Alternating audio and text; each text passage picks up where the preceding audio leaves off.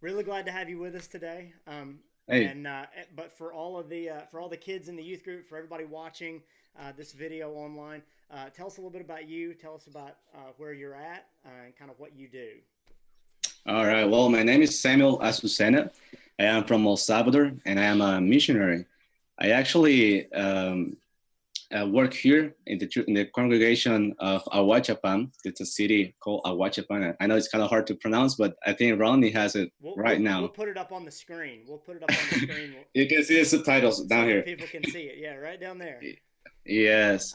So yeah, I went to school in Texas a couple years ago. That's what I got most of my English. I'm still learning, and actually, I'm trying to get my English back right now because I don't get to practice that much here. Hmm. But yeah, I just have to get it back and just practice. But yeah, I actually have the wonderful blessing of knowing Ronnie for a while now. Yeah. um, I think it was in 2016 that I spent a summer with you guys Right. Yeah. as a intern. Yeah. So So that was our seniors that are graduating and our juniors will remember you for sure. But yeah. all of our younger guys, they weren't in the youth group yet, so Hmm. it's Yeah, maybe I saw them, but they were little kids. little, yeah.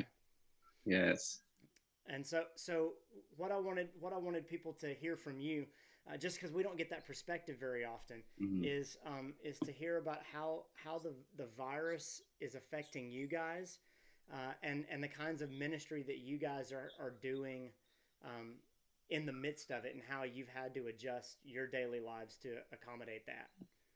Okay. Well, um, I think it's crazy times right now because we've never experienced this.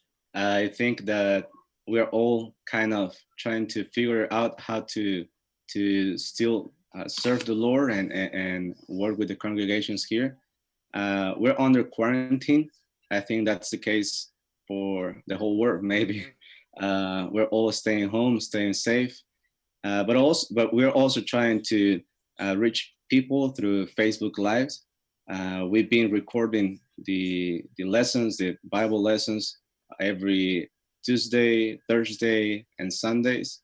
So we just trying to uh, share the gospel with people, and that's one of the things that I have enjoyed because I think it was a couple days ago that I was just checking how many people have seen the videos that we Mm-hmm. have posted, and there are over, I think, 3,000 like Wow. views, or yes, views, or people that have played the video. Yeah. So I was like surprised, and I just thought that maybe that's one of God's purposes in all of this, Mm-hmm. because we wouldn't have been able to reach these people if we were at the church building. So Exactly. We it was really cool to see our YouTube live stream and watch everybody mm, log in and see everybody in the congregation, even though we weren't together, to see their names pop up and then to see them talking,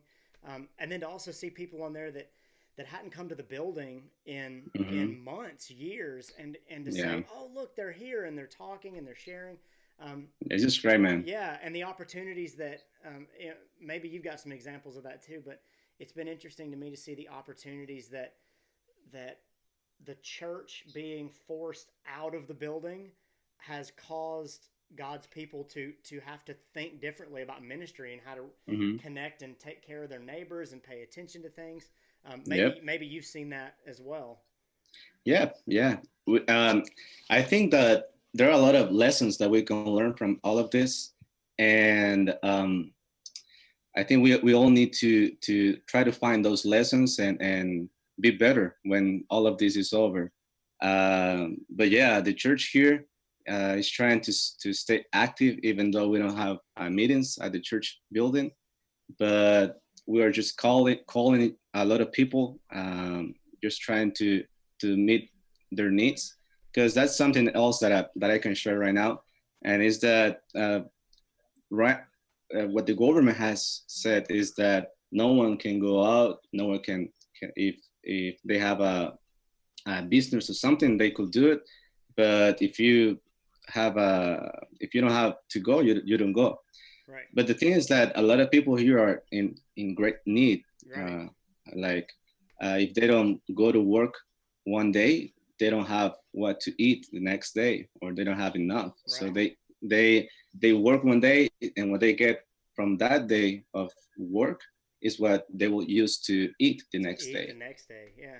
Yes. So that's something that we're trying to help with.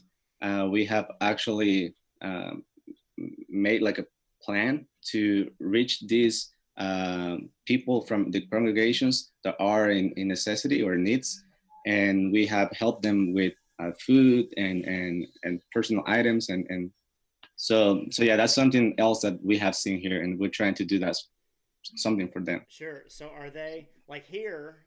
Just to give everybody a more detailed idea, here we're having to do 6 feet apart.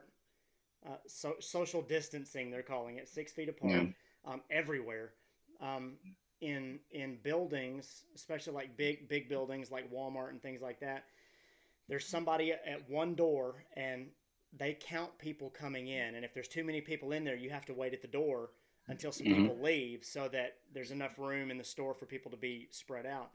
Mm-hmm. And then if you're what they call a non-essential business, Yeah. then you're not open. Like you can't be open at all, and they're fining people Mm-hmm. in some cases that are breaking those rules. So is it the same thing there? Is it more Yeah. strict? Are they, you know? I think it's pretty much the same. That's what I was actually trying to say, that a lot of people are not going to work because of those situations and those non-essential businesses. Yes. Yeah. And so is the are you seeing, because here in Alabama we're seeing people that are getting tested for the virus. Not We're seeing some people that are getting sick, and our hospitals aren't quite overrun yet, but in places like New York and Los Angeles, really big cities, their hospitals are overrun. What kind of things are you guys seeing there? Do you know if the hospitals are running out of supplies, or how are they handling it? Because I know the medical situation is different.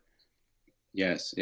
Well, not yet. Right now, the cases in El Salvador are over 9. I think. Let me see if I can find the right number. I had it here. We have 95 cases right now, if I don't get this wrong. Wow. So there aren't a lot of cases yet. So our hospitals are good for now. But yeah, the government is working hard to make the curve to flatten the curve. Yeah. To flatten the curve. Right. Yes. Well, and they shut down flights in and out, shut down the border really quick too. I know we were planning on coming for trips and doing some different things, and that derailed a lot of those things. And it's probably going to affect our summer trips and stuff too, because if they're not letting people back in, or if we're, everybody is putting their money in other places right now to help this new segment of our congregations and this new ministry where all these people are sick and needing help and out of work. And so it's going to be interesting to see how it changes ministry in the future. Have you guys thought about that? Like how this is changing what you do and how it's going to change what you do in the future? Yeah, I think that all of this is going to affect at least for a year or more, because I think even if we go back to the church building, even if we have meetings again, we will still need to take all the things that they have said that we need to do, like wash our hands and be separated. Right. But yeah, talking about ministry, I think that we will need to go and visit people. I think that now that a lot of people are staying home, they can either get closer to God or get far from God. Yeah. So we're just praying that people will get closer to God, and whenever this is over, they will still go to church and be faithful. But we're also thinking about how this is going to affect a lot of members from the congregations, because we're not at a meeting, right? Absolutely. So yeah. Well, I'm going to put, after we get done here, I'm going to put a lot of your contact information as far as Facebook stuff and Hmm. different things like that. I'm going to put it on our put it on the screen here for those that are watching, and that way, because I know sending things down there and doing things like that is probably next to impossible right now. And even if we Hmm. could, it would be weeks before it would get there, and so it's not going to do any immediate good. And so, Yeah. but I'll put that stuff up there so people can watch and encourage you guys, and we can send notes back and forth and those kind of things. Yeah. Because I know there's a lot of guys, and I'll put all of their Facebook names on there Hmm. because I know they're all doing live feeds. Hmm.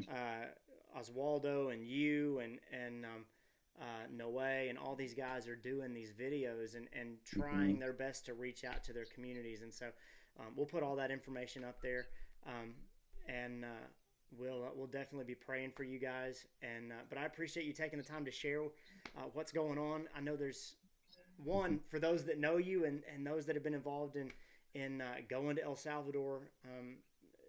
That work and you guys are family, and